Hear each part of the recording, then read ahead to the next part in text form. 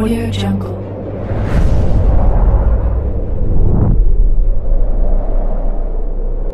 Yo, balik lagi bersama Mimin di Manhwa TV. Kali ini kita akan lanjutkan pembahasan dari cerita I am trapped in this day for 1000 years.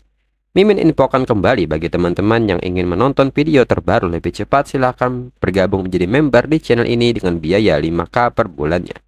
Jika tidak, teman-teman bisa bersabar lebih dulu selama 2-3 hari untuk menonton video tersebut. Tanpa berlama-lama, yuk kita masuk ke disclaimer dulu.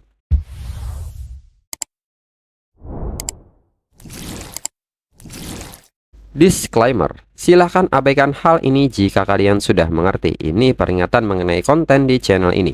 Video ini berisi alur cerita komik yang mempermudah bagi teman-teman untuk mengetahui isi ceritanya dan memahami alur ceritanya. Jika ada kesamaan tokoh, tempat, maupun isu yang sedang hangat, itu benar-benar tidak disengaja. Dan peringatan bagi teman-teman untuk tidak mencontoh atau meniru perkataan maupun perbuatan yang tidak baik yang ada di video ini. Karena cerita ini hanyalah fiktif belaka. Jika mengerti, yuk kita masuk ke ceritanya.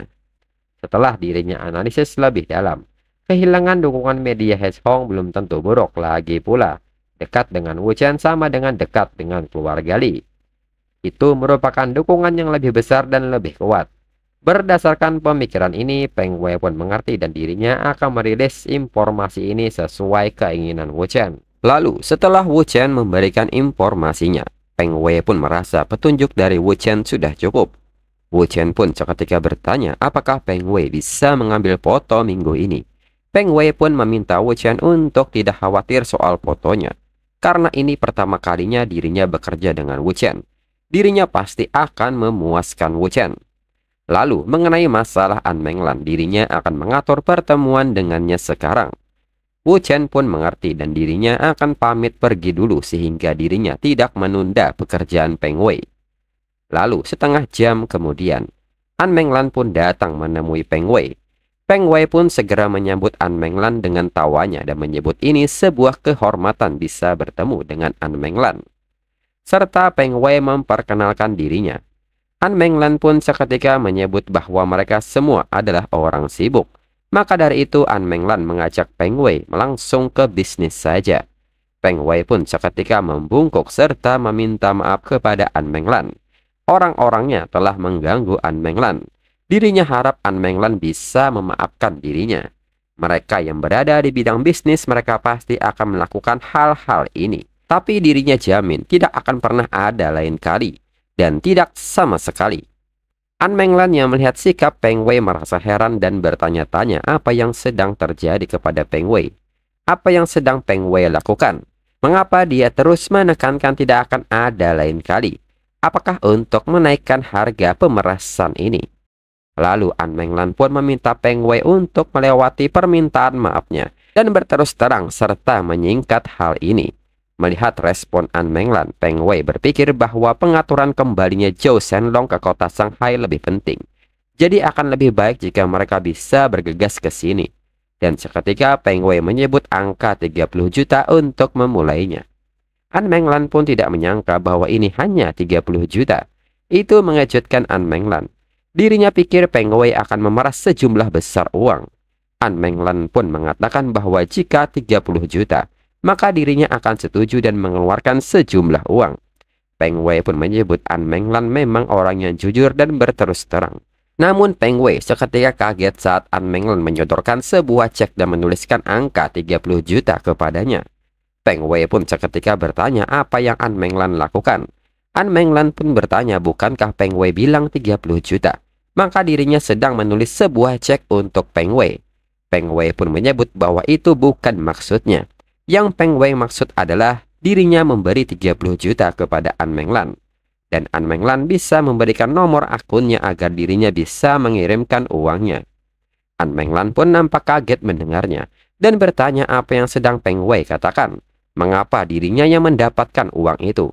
Peng Wei pun mengatakan bahwa dirinya meminta maaf pada An Menglan dan juga menawari 30 juta sebagai kompensasi atas stres psikologis yang An Menglan derita. Dirinya sudah mencapai kesepakatan dengan Wu Chen. Mendengar hal ini, An Menglan pun sangat kaget dan tidak menyangka Wu Chen sudah selesai berbicara dengan Peng Wei. An Menglan pun bertanya-tanya kapan hal itu terjadi dan apa yang mereka bicarakan. Bagaimana bisa orang yang meminta uang berubah menjadi orang yang memberi uang? Kemudian An Menglan pun bertanya kepada Peng Wei apakah Li Ruobing atau orang lain ada di sana bersama Peng Wei saat Peng Wei berbicara dengan Wu Chen. Peng Wei pun menyebut bahwa Wu Chen sendirian. An Menglan bisa bertanya sendiri kepada Wu Chen mengenai detail spesifiknya. Peng Wei pun juga mengatakan bahwa dirinya ada hal lain yang harus dilakukan dan meminta An Menglan untuk segera memberitahu info akunnya sekarang. An Menglan pun masih merasa takjub dengan Wu Chen karena dia tidak bergantung pada keluarga Li dan menangani masalah ini sendirian. An Menglan pun merasa bahwa dirinya benar-benar harus berbicara dengan Wu Chen secara langsung tentang apa yang terjadi. Lalu An Menglan pun mengerti dengan ini dirinya menerima permintaan maaf dari Peng Wei. Tapi soal uang itu tidak perlu. Dirinya harap Peng Wei tidak mengganggunya lagi untuk ke depannya. Peng Wei pun kaget mendengar hal ini dan berpikir bahwa dirinya sangat beruntung. Bahkan menghemat uang sebesar 30 juta. Karena dia menerima permintaan maafnya, masalah yang dirinya janjikan pada Wu Chen bisa dianggap sukses. Kemudian Peng Wei pun mengerti dan mengatakan dengan tawanya, pamit kepada An Menglan. Dengan ini mereka tidak akan saling bertemu lagi. Setelahnya, An Menglan langsung menghubungi Wu Chen dan memberitahunya bahwa dirinya baru saja menemui Peng Wei. Wu Chen pun bertanya apakah semuanya berjalan lancar. An Menglan pun membenarkan hal tersebut dan bertanya apakah Wu Chen punya waktu luang untuk makan malam nanti. Dirinya ingin berbicara empat mata dengan Wu Chen. Wu Chen pun mengiyakan hal ini.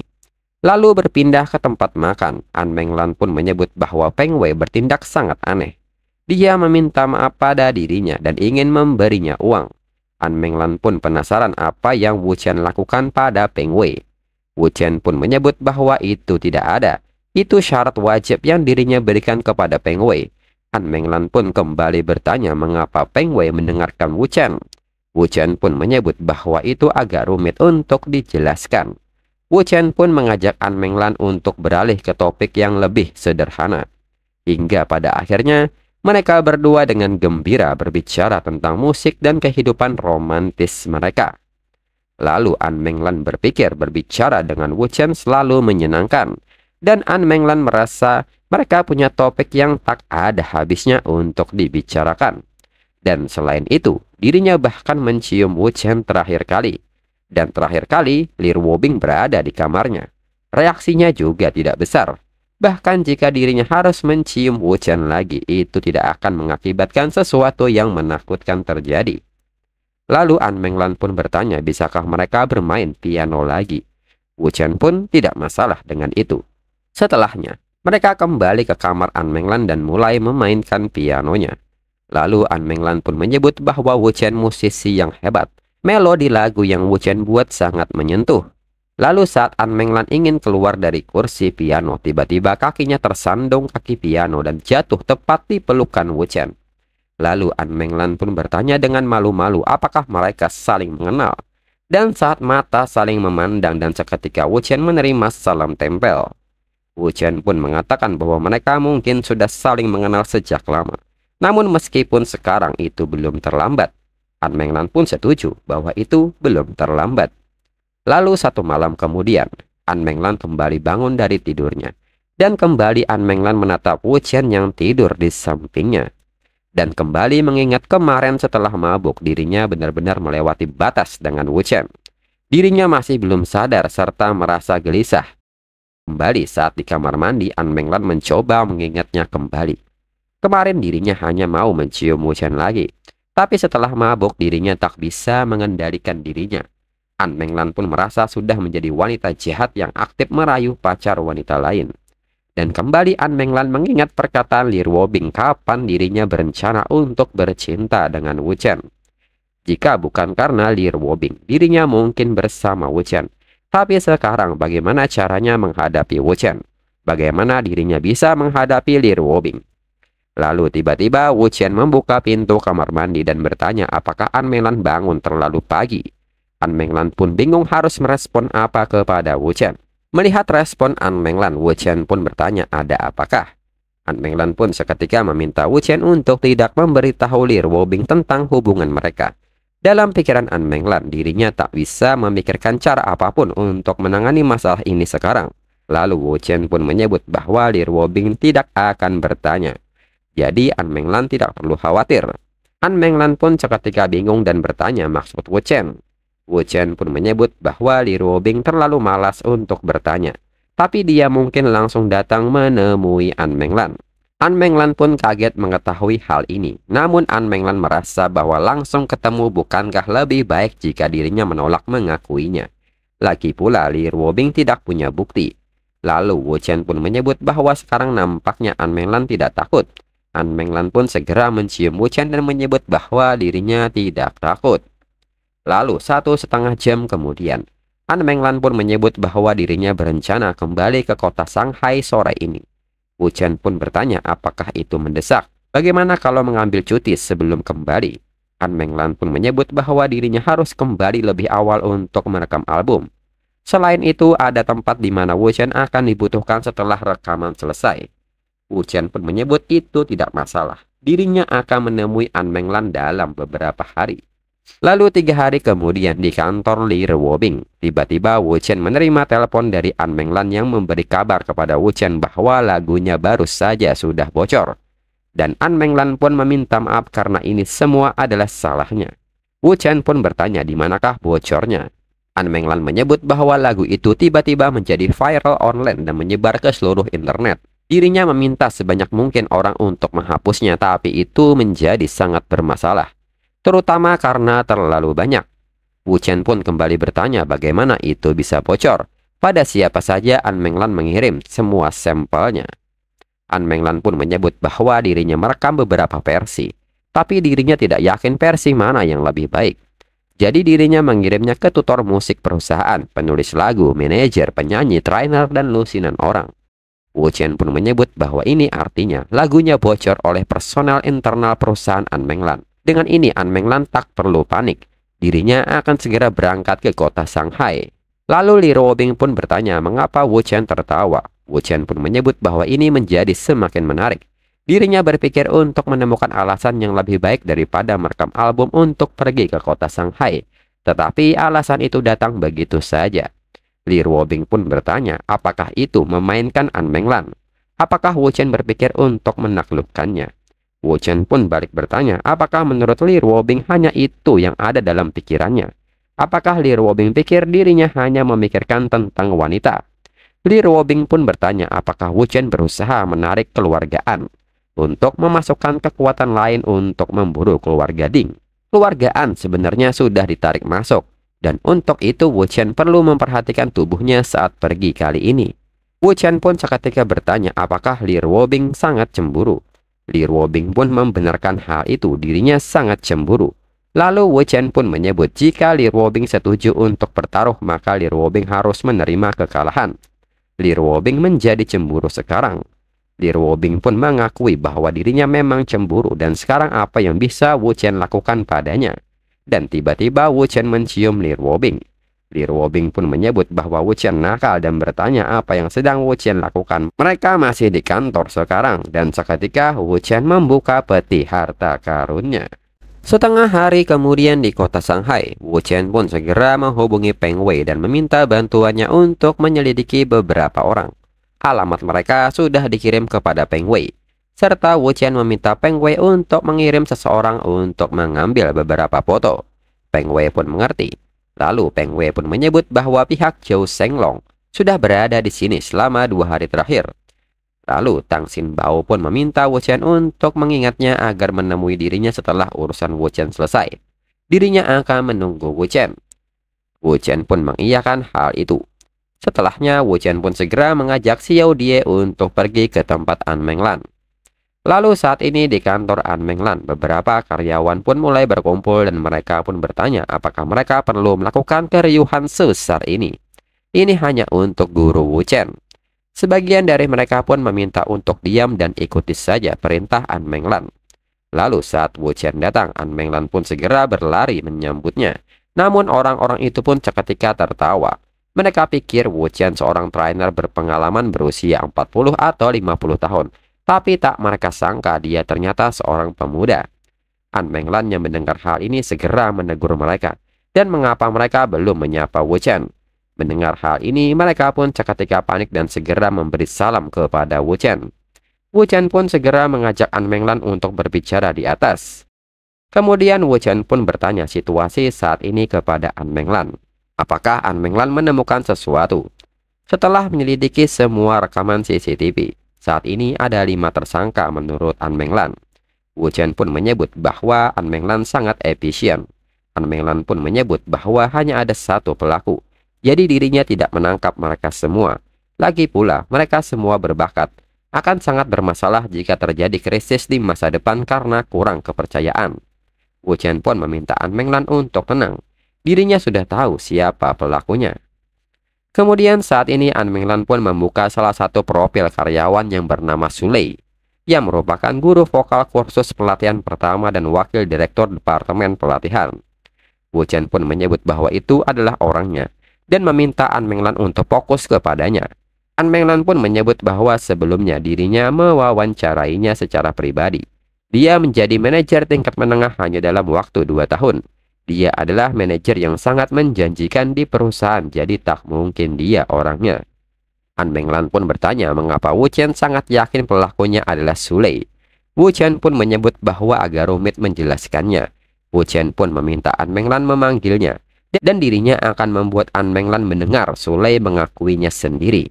Kemudian mereka bisa membicarakannya secara perlahan. Lalu tak berselang lama, Sulei pun datang memenuhi panggilan dari An Menglan. An Menglan pun menyebut bahwa Wu Chen ingin bertanya sesuatu kepada Sulei. Maka dari itu Sulei harus mendengarkannya. Lalu saat Sulei mencoba menatap Wu Chen seketika menyebut bahwa dirinya akan memberi Sulei kesempatan untuk memilih.